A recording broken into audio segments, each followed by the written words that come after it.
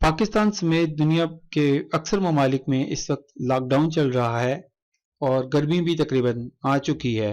रमज़ान शरीफ की आमद है और एसी का इस्तेमाल भी अब होने वाला है। लेकिन इन हालात में हम अपने एसी की सर्विस खुद से अपने घर पे कैसे कर सकते हैं, आज की वीडियो में हम आपको यही सब कुछ बताएंगे। तो आइए वीडियो की तरफ चलते हैं।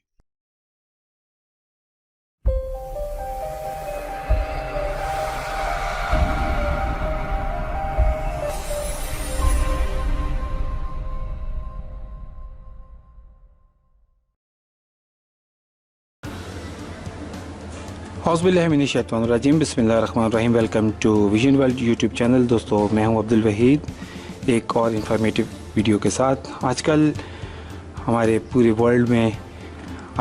वर्ल्ड में लॉकडाउन चल रहा है, स्पेशली पाकिस्तान में भी। तो मिड अप्रैल और गर्मी का मौसम तकरीबन स्टार्ट हुआ ही चाहता है और रमज़ान शरीफ की भी आमद है। तो ऐसे में अब हम हर साल जब अपने एसी को स्टार्ट करने लगते हैं तो इसको कुछ सर्विस की ज़रूरत पेश आती है स्टार्ट में। लेकिन लॉकडाउन की वजह से अब हमें जो प्रोफेशनल सर्विस प्रोवाइडर हैं वो हमें अवेलेबल नहीं है, ना तो कंपनी के और ना ही हमारे कोई जान पहचान के दोस्त यार जो हमारे साथ मदद कर सकते थे। इस वक्त सभी लोग अपने अपने घर में लॉकडाउन में हैं।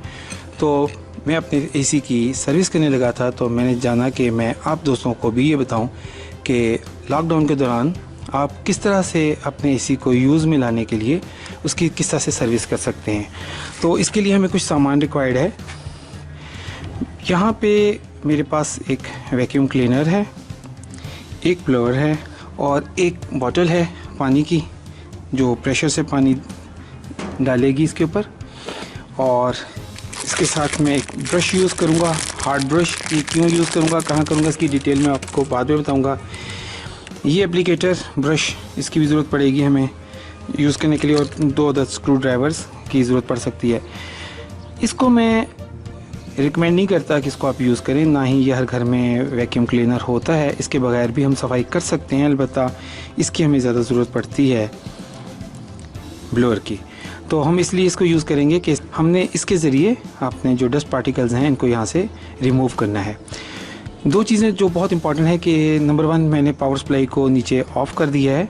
सबसे पहला काम यही करना है, आपने भी पावर सप्लाई को ऑफ़ कर देना ताकि आप सेफ़ रह सकें। नंबर 2, अगर आपके पास प्रेशर पंप नहीं है पानी वाला, तो आप इसके थ्रू बड़े आराम से अपनी फिन्स को साफ़ कर सकते हैं। आपके पास हार्ड ब्रश होना चाहिए, कुछ डिटर्जेंट हो या सर्फ वगैरह जिससे आप कपड़े धोते हैं उसका एक लिक्विड तैयार कर लीजिए। इस ब्रश को उसमें डाल के और फिन्स को साफ़ किया जाएगा। मैं आपको इसका तरीक़ाकार बताऊंगा। यहाँ पे मैं एक चीज़ की और वजाहत करता चला जाऊँ कि हमें इस वैक्यूम क्लीनर की शायद ज़रूरत इसलिए नहीं पड़ेगी कि आजकल जितने भी एसी हम लोग ऑफिस में, घर में या शॉप्स में यूज़ करते हैं वो 2 हिस्सों पर मुश्तमिल होते हैं। एक इसका आउटलेट होता है और एक इनलेट होता है। आउटलेट के अंदर जो डस्ट जमा होती है और जो इनलेट में जो डस्ट जमा होती है, इन दोनों में फ़र्क होता है। यहाँ पे जो डस्ट होती है ये ड्राई होती है और इसको चाहे आप वैक्यूम क्लीनर से सक कर लें या ब्लोअर से इसको ब्लो करके उड़ा दें, कोई फ़र्क नहीं पड़ता, क्योंकि आप आउटसाइड में हैं। इससे डस्ट अगर फ़िज़ा में उड़ भी गई तो कोई परेशानी नहीं। लेकिन जो इनलेट है, जो आपके अंदर जो यूनिट लगा हुआ है, जो मेन कूलिंग यूनिट है, उसको आप इस वैक्यूम क्लीनर से साफ़ नहीं कर सकते, क्योंकि उसकी जो डस्ट होती है उसमें मॉइस्चर होती है और मॉइस्चर होने की वजह से वो वैक्यूम से नहीं जाती, बल्कि उसको ब्लोअर से ही दूर करना पड़ेगा। टूल्स में हमें सॉफ्ट क्लॉथ चाहिए होता है और साथ में इस तरह का माइक्रोफाइबर। ये जब हम इनलेट को साफ़ करेंगे वहाँ हमारे बहुत काम आएगा। तो ये आपको आजकल मिल जाता है, अच्छे डिपार्टमेंटल स्टोर वगैरह से आराम से ये चीज़ मिल जाती है। तो ये ऐसे घर में होना चाहिए, कंप्यूटर वगैरह साफ़ करने के लिए भी काम आता है। इसको हम एसी के लिए भी साफ़ करेंगे। तो हम सबसे पहले स्टार्ट करेंगे कि हमें ये देखना है कि इसकी फिन्स के अंदर कहाँ कहाँ से हमें अप्रोच मिलती है। तो काम शुरू करने से पहले हमें सबसे पहले इसको नॉर्मल क्लॉथ से इसकी जो जर्नल सफाई है ऊपर से उसको कर लेना है, ताकि बॉडी जो है वो पूरी तरीके से बाहर से अच्छे तरीके से साफ़ हो जाए।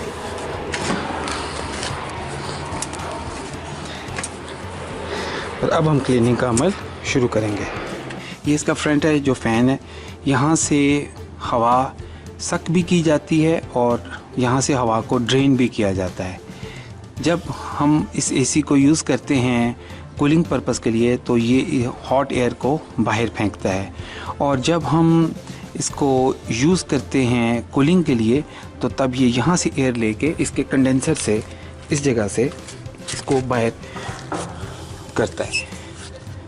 ये देखिए, अगर मैं थोड़ा सा आपको और करके दिखाऊं तो आप ये देखें कि इसके अंदर आपको डस्ट के पार्टिकल्स नज़र आएंगे बारीक बारीक।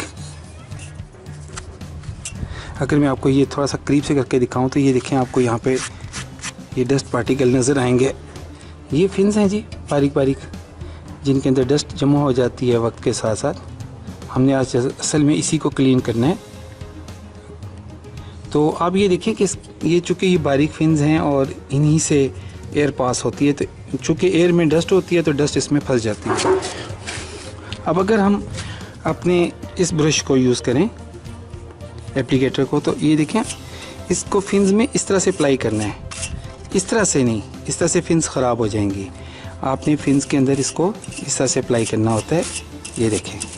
लेकिन ये तो बाद में हम करेंगे, जब हम कूलिंग इसकी जब हम क्लीनिंग कंप्लीट कर लेंगे तो हम बाद में इस ब्रश को यूज़ करेंगे। हम सबसे पहले अपने ब्लोअर को फंक्शनल करते हैं और दिखाते हैं कि इसको हमने किस तरह से यूज़ करना है। जी, तो मेरा ब्लोअर रेडी हो गया है, मैंने इसको पावर सप्लाई दे दी है और मैं इसका जो क्लीनिंग का जो आगाज़ है वो फ्रंट से करूँगा ताकि डस्ट साइडों से पहले निकल जाए।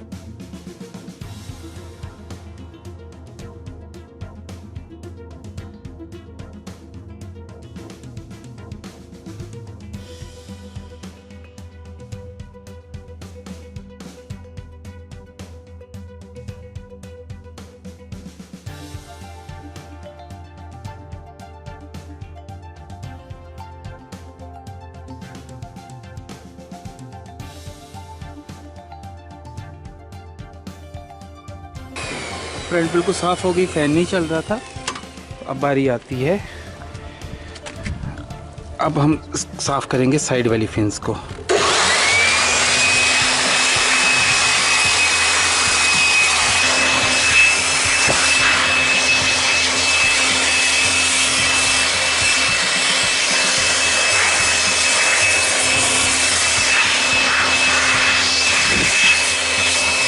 अब मैंने यहाँ पे ब्लोअर मार दिया, लेकिन अगर मैं इसको गौर से देखूँ, अगर फिन्स में अभी भी मुझे डस्ट फील हो तो मैं इस ब्रश से मज़ीद इन फिन्स को, ये देखें, साफ़ कर सकता हूँ ताकि किसी किस्म की कोई डस्ट पार्टिकल जो है वो इन फिन्स के अंदर रह ना जाए। अब ये देखें, मैं जिस रुख पे इसको अप्लाई कर रहा हूँ, आपने भी इसी रुख पे इसको अप्लाई करना है।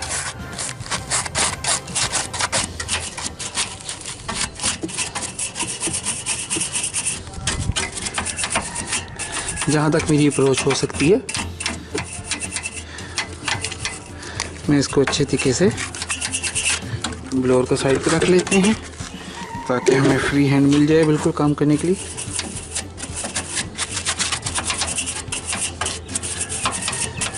तो आप ये देखें कि मैंने फिन्स को बहुत अच्छे तरीके से साफ़ कर दिया है और इसी तरह से ये उसकी बैक साइड है, यहाँ पे भी डस्ट जमा हो जाती है। तो इसको पहले हम ब्लोअर से कोशिश करेंगे हम इसकी बैक साइड पे भी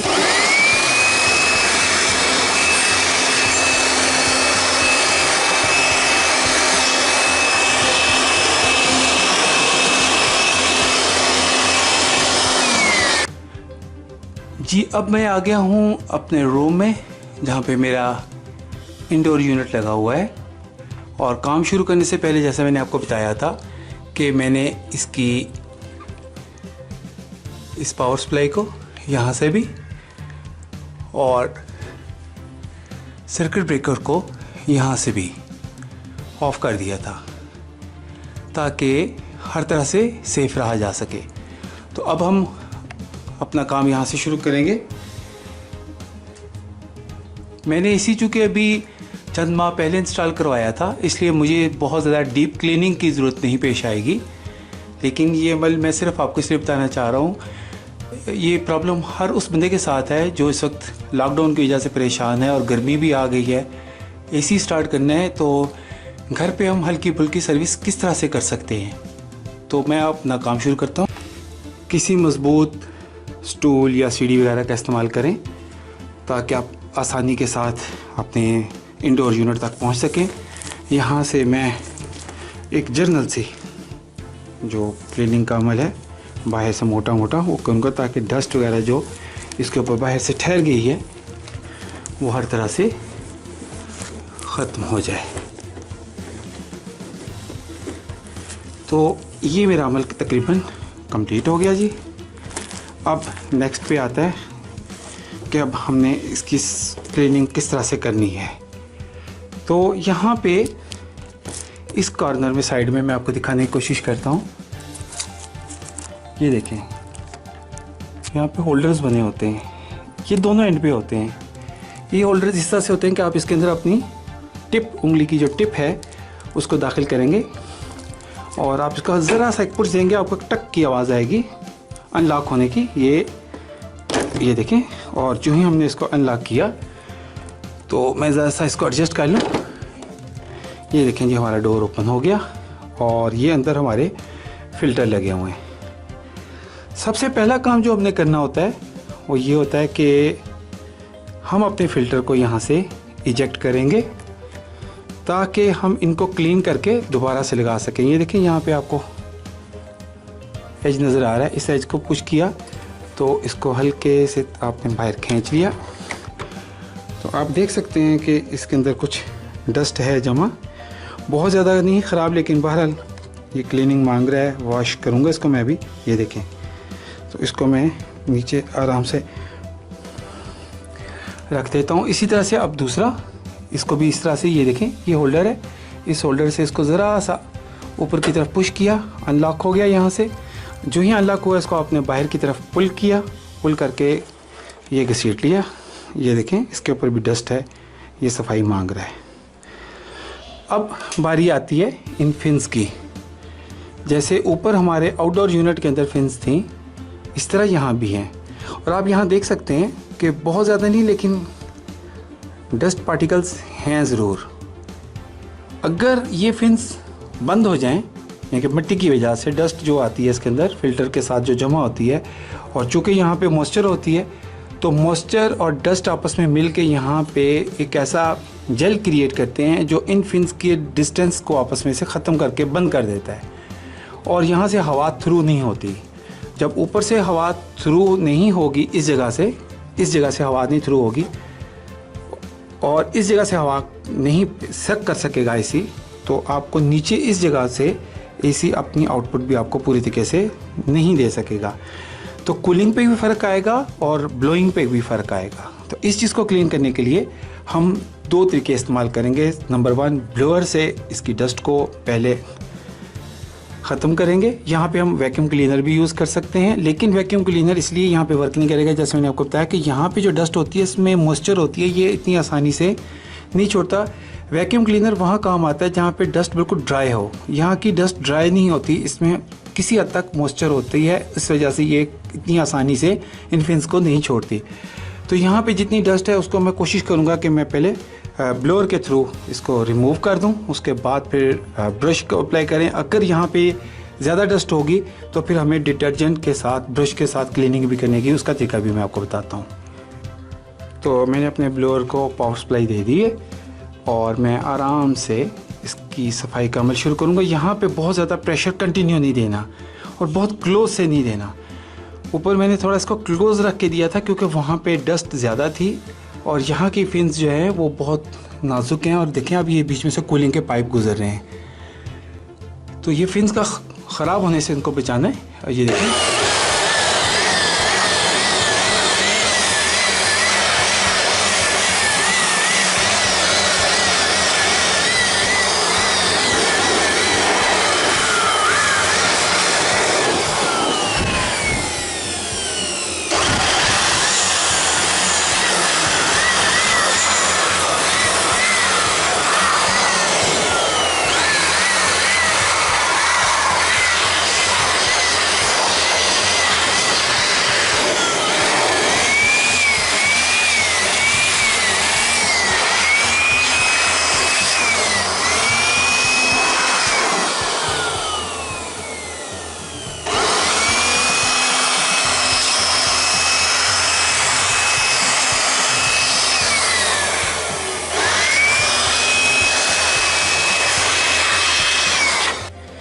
ये देखने के लिए कि हमारा जो ऑपरेशन था वो किस हद तक कामयाब रहा, तो मैं एक लाइट का यूज़ करूँगा यहाँ पे और जूम करके आपको दिखाऊंगा कि अब आप देख सकते हैं। ये मेरा कैमरा फोकस करने में थोड़ा सा टाइम ले रहा था। ये देखें आप, मोस्टली फिन्स जो है वो क्लियर हो चुकी हैं। बहुत कम डस्ट है, बहुत माइनर डस्ट है जो इसके अंदर रह गई है। जो रह गई है उसको भी हम कवर करते हैं अभी। तो अब यहाँ पर मैं एप्लीकेटर ब्रश का इस्तेमाल करूँगा।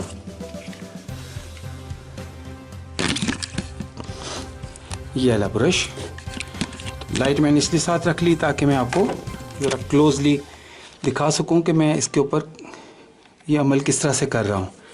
ये ब्रश आ गया जी। आपने इस ब्रश को ये देखें इस तरह से करना है, इस तरह से बिल्कुल नहीं इसको यूज़ करना है। इस तरह से ना तो आपको कोई फ़ायदा होगा, उल्टा ये जो फिन्स हैं ये चूँकि बहुत नरम होती हैं, कॉपर की बनी होती है, तो ये ख़राब हो जाएंगी। तो यहाँ से जिन जगहों पे ब्लोअर अपना काम नहीं कर सका, इसको आप केयरफुली हिडन जगहों को पहले फ्रंट वाला हिस्सा सारा क्लियर कर लेते हैं। जिस जगह में डस्ट फील हो रही है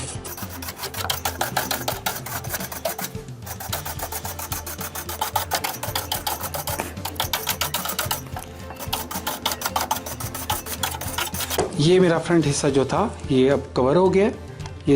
ये सारा साफ़ हो गया।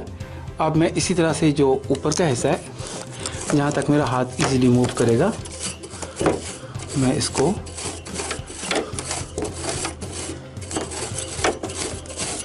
ये बड़ा आसान काम है। ये हर कोई अपने घर में बड़े आराम से कर सकता है।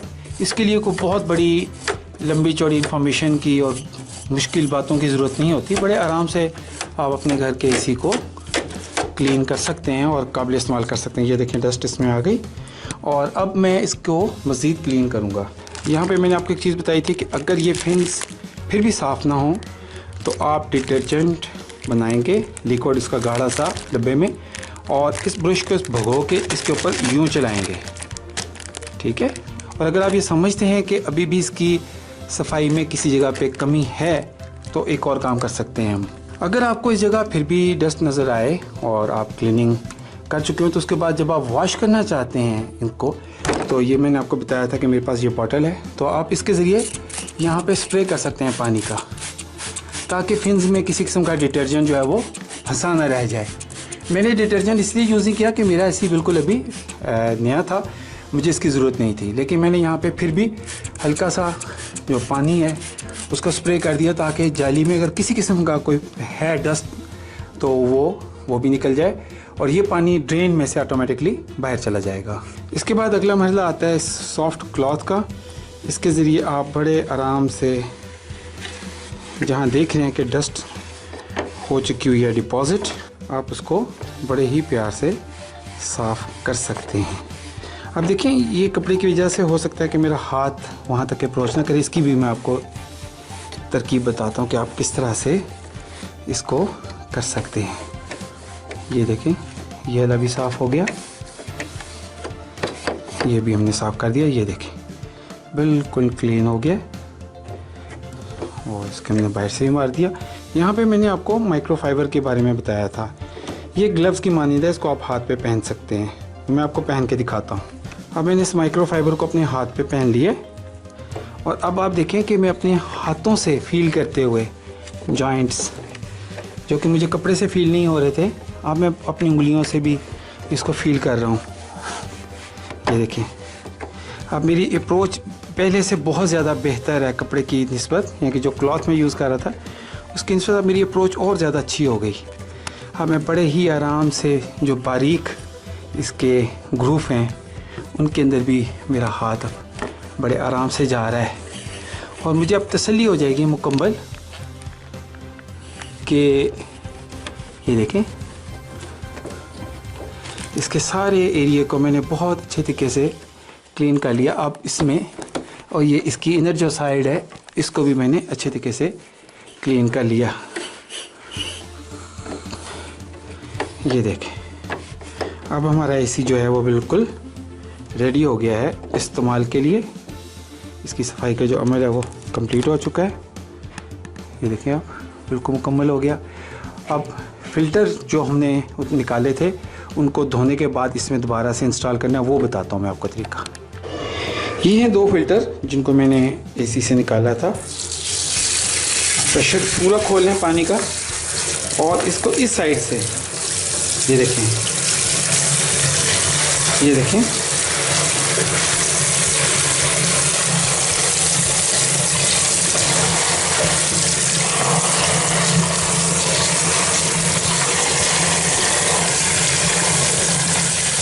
खुले पानी से आराम से धोएं इसको। उस वक्त तक धोएं जब तक कि आपको तसल्ली ना हो जाए कि इसमें फंसी हुई तमाम का डस्ट जो है वो निकल गई है। इसको हल्का सा हाथ से रब भी कर लें।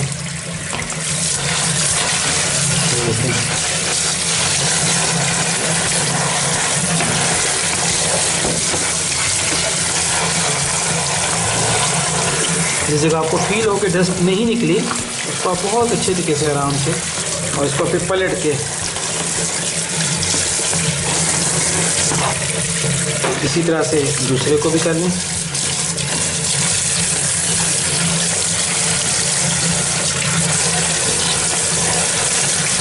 ये बेसिकली बहुत बारीक जाली है जिसके ऊपर देखें पानी भी बबल बन रहा है।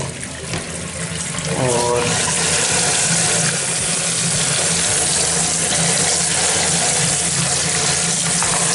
बस अब आपने इसके अंदर से अच्छे तरीके से पानी जो है वो बहा देना है ताकि किसी किस्म का कोई डाउट ना रहे।